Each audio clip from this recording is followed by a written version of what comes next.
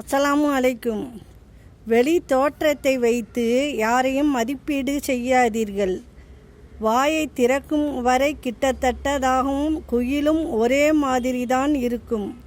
குண்டாக இருந்தால் கொலஸ்ட்ரால் இருக்கான்னு கேட்குறாங்க, ஒல்லியாக இருந்தால் சுகர் இருக்கான்னு கேட்குறாங்க, கோபமாக பேசினா ப்ரெஷர் இருக்கான்னு கேட்குறாங்க.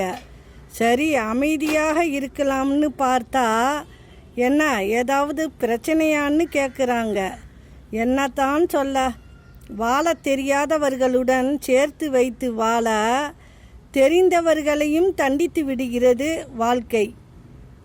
விபரம் தெரிந்த பிறகுதான் தெரிகிறது, விபரம் தெரியாத வயதில் வாழ்ந்த அந்த வாழ்க்கைதான் சொர்க்கம் என்று. வெற்றி எல்லோருக்கும் கிடைப்பதில்லை, ஆனால் வெற்றி பெறுவதற்கான தகுதி எல்லோருக்கும் உண்டு. ஜெயிக்க வேண்டும் என்று முடிவெடுத்து விட்டால் கண்களுக்கு தெரிய வேண்டும் காரணங்கள் அல்ல, இலக்கு மட்டுமே.